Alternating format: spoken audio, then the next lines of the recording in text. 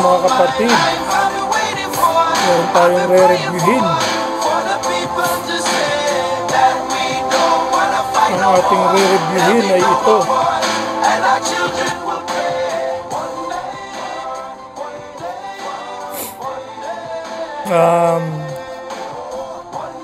The History of Scouts Royal Brotherhood. So, ito ay isinulat ni Sarah Balay. Kaso wala na si Sarah Balay, ano? Hindi na yata siya sumusuporta sa National Council.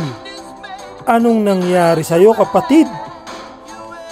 Bakit bigla kang naglaho na parang bula? Nasa na ang iyong pagiging masugid na supporter ng National Council? Nawala na ba? Okay, so si Sarah Balay, ito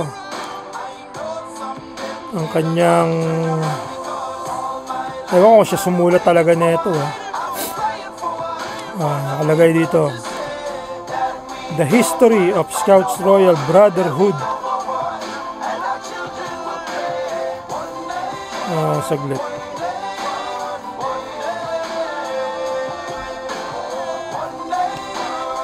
Saglit lang mga kapatid. At ating pagagandahin ang ating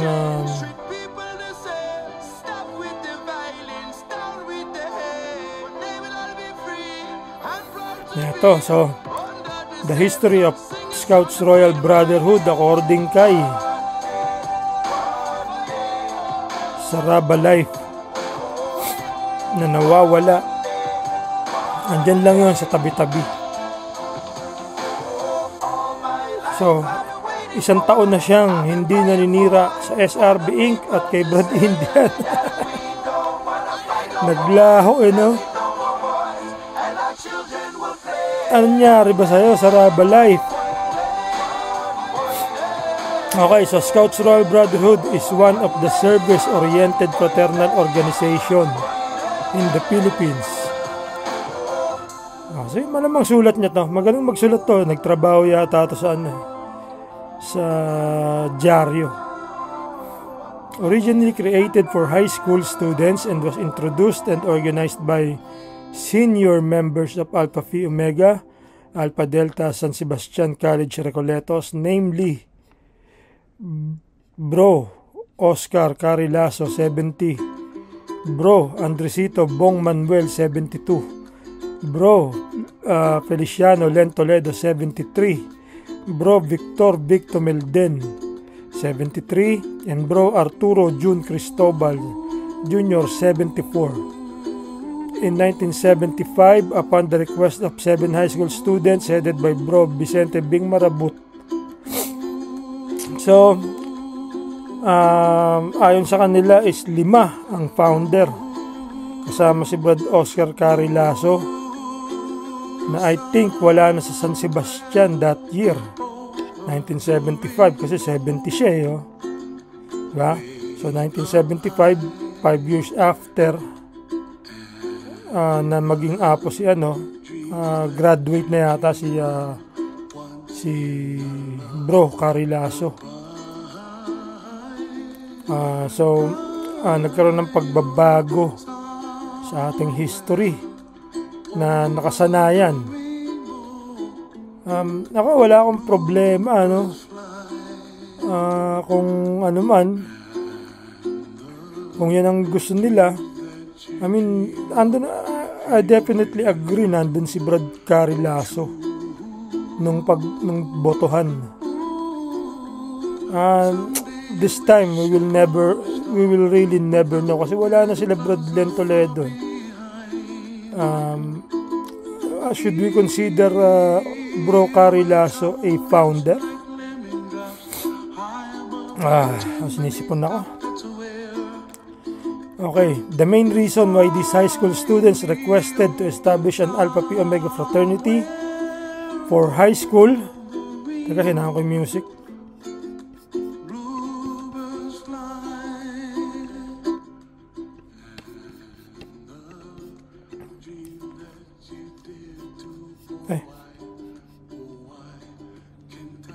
Okay, so the main reason, wala tuloy yung tugtog.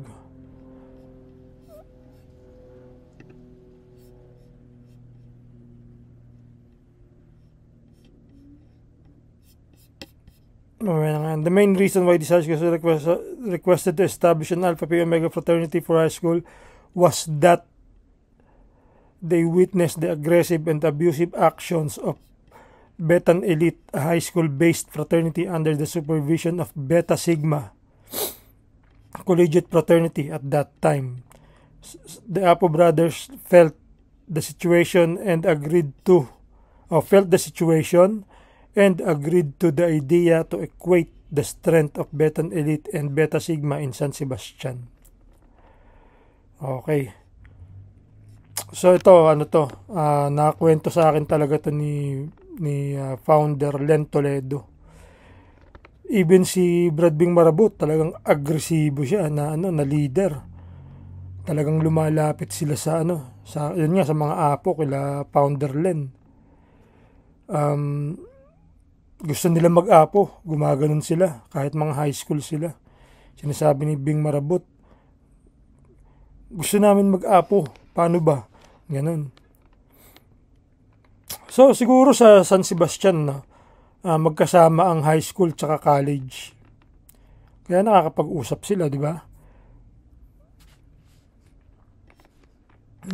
Kasi may mga school na ganoon magkasama sa loob yung high school at saka yung college.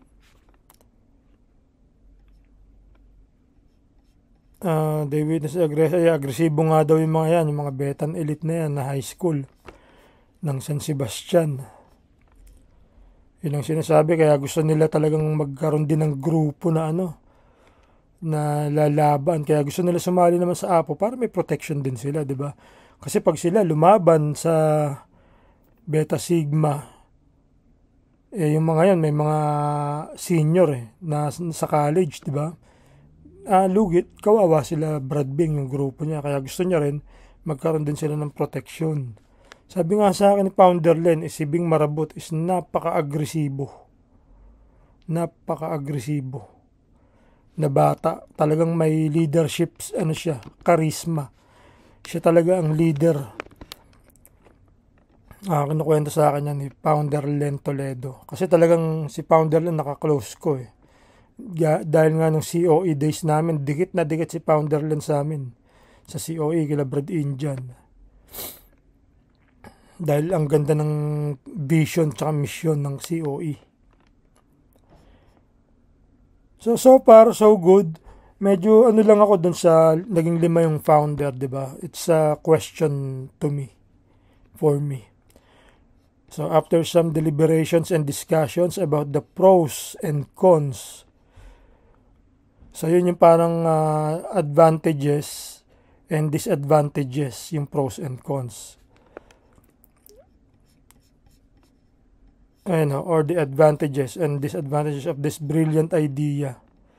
A democratic process called plebiscite was called upon the request of Bro Boy Cruz 66 to make a final decision whether to pursue the establishment of APO for high school students or not. And fortunately, the vote yes succeeded, and then they started to organize the APO fraternity for high school and named it Scouts Royal Brotherhood, and initiated the first batch of SRB to become the chartered members. The initiation focused on indoctrination and services headed by Bro Victor Melden and Bro Arturo Jun Cristobal Jr., then Bro Feliciano Len Toledo, then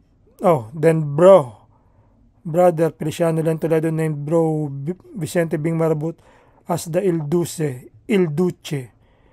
in parenthesis, yun yung pag-pronounce. Il, parang electric il, and then du, na double O, and then che, C-H-E, Duce. Or, pwede rin Il Duce kung sa Italian. Pero Il Duce talaga siya. Meaning the leader. The chartered members were composed of 37 high school students, including Bro Charlie Lasso, the younger brother of Bro Oscar Cari Lasso, Apo 70, with a special number. The first seal was designed by Bro Bobby Vet of Pi. So walang ending tong napakahabang sentence na itong ginawa ni Walang ending. May tawag sa ganito dapat ang sentences nasa 25 words lang ang pinakamahaba. And the second the first seal was designed by Bro Bobby Vet of Pi Chapter, and the second chapter after the Alpha Delta was Falcon in Marikina, Bro Bong Manuel in Marikina. Ayun, dun siya natapos, ang haba. Nagsimula dun sa after some deliberations. So Bong Manuel was then the Grand Chancellor and Bro Victor Meldon was the MI of Apo Alpha Delta. Parang mali. Sino kaya ang sino ang reference saan kumuha ng reference si or ng kasi ang pagkakaalam ko si Founder Len ang GC. Ayon kay Founder Len. So saan siya kumuha ng reference or ng to prove na si Brad Bong Manuel ang GC? Agree ako, ang MI, even si SRB, diba dalawa, yung dalawang batang founder, si Brad Vic at saka si Brad June, MI ng SRB, or silang MI tsaka GC, ewan ko sino ron, baka ang GC sa SRB nun, si Founder Vic, and then MI si Founder June. Pero yun dito, yung 1975 GC, nabanggit sa akin ni Founder Len na siya ang GC noon. Malalaman naman natin to pag natatanong ko kay Brad Matthew Docena.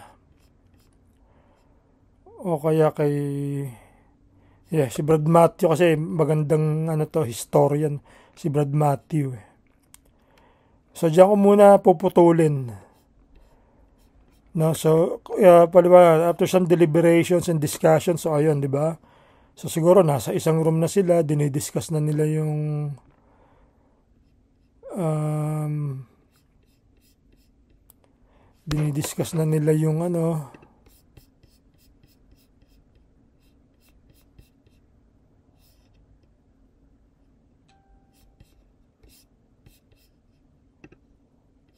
kung dapat bang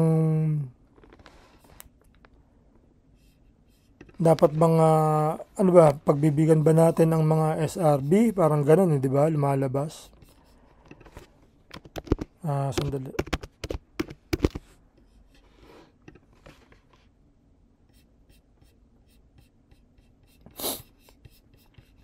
Okay.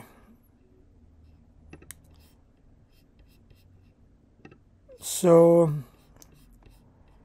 yan, pinagtatalunan muna nila, kumbaga nagkakaroon ng discussion ng pagtatalo dyan. Kasi hindi naman lahat kasi yung idea is very parang ano bang word yung gusto kong sabihin? Very aggressive. Tsaka parang bagong-bago. Although ang Beta Sigma is nauna, di ba? Para sa Apo kasi, paano ba natin gagawin? We are collegiate, di ba? Siguro ayaw nilang gawing isama yung Apo na pangalan kasi hindi kagaya sa Beta Sigma, Betan Elite ang tawag. Nandun yung Beta, di ba? Very lutang yung pangalan ng Beta Sigma na Beta. Betan Elite. So kasi brilliant idea. Yun nga, brilliant idea kasi siya. So kailangan talagang busisiin. And then a democratic process called plebiscite was called upon the request of Brad Boy Cruz. Ito si Brad Boy Cruz, nabit ko. Ano ba yung plebiscite? Parang yung mabotohan.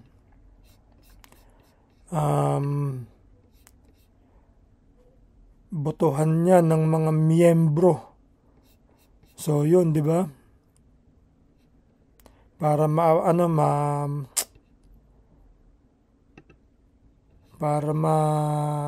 kung aaprubahan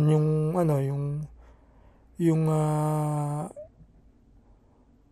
proposal na magkaroon ng high school counterpart, parang ganon. Counterpart ang tatawagin natin siyang counterpart, ang APO.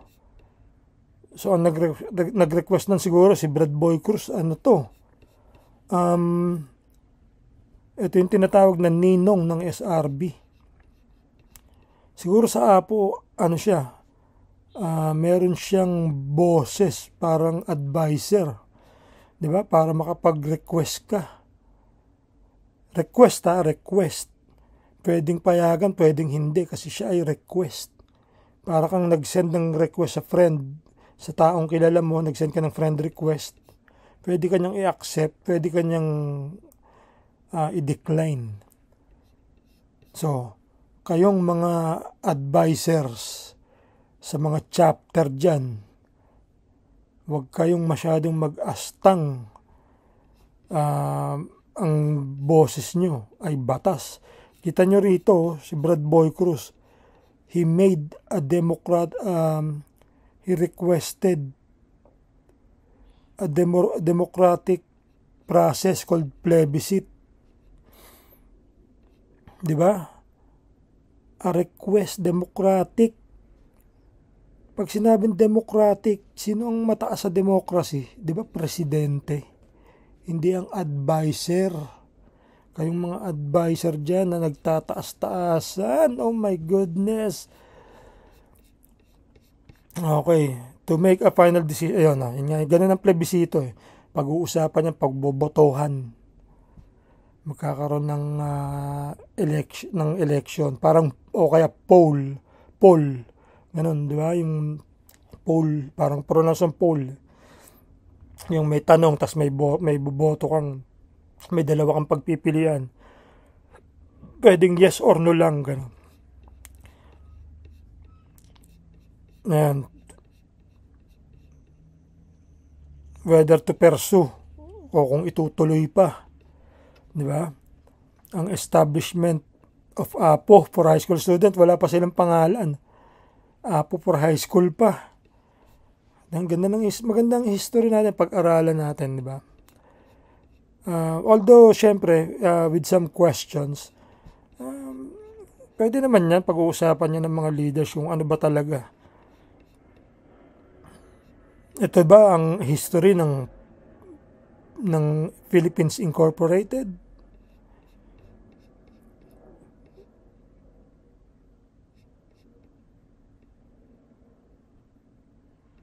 Okay, for high school students or not. Unfortunately, the vote yes succeeded. So nanalo yung sa poll, yung pagboto na gumawa tayo ng high school fraternity and named it Scouts Royal Brotherhood.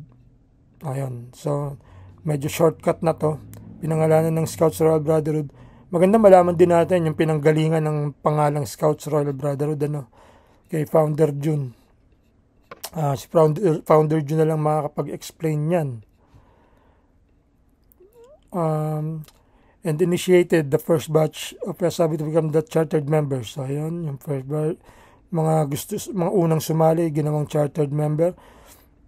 Ang initiation is focused on indoctrination. So yung mga lecture ng APO, headed by Vic Tumel, then Bro Vic Tumel and John Cristobal, then Bro Len Toledo named Bing. So ang nagtawag ng Il Duce yun, tama, naalala ko yan. Na siya nga, sinabi sa kanya ni Founder Len, na siya ang nagbansag kay Founder Len, na Il Duce. And the charter member composed of 37 high school students, including Charlie Lasso, younger brother of Carrie Lasso. Magkapatid pala sila. So ilang taon kaya ang agwat ng, kasi kung si Brad Carrie Lasso is APO 70, so college nasa 1970 siya. 1975, mga high school. So malaki-laki yung agwat, no? The first seal was designed by Bro Bobby Vett of Pi Chapter. And the second, ang kwento sa akin ni Founder Bong Manuel at ni Founder Len Toledo na si Founder Len ang gumawa ng unang seal. Pero siguro si Brad Bobby Vett, nung meron ng National Council ng SRB, doon siya gumawa ng seal.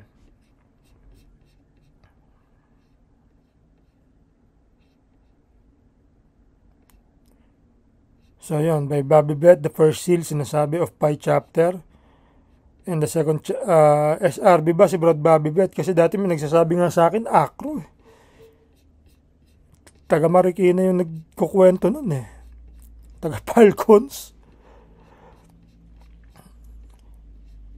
So special number 1 yung si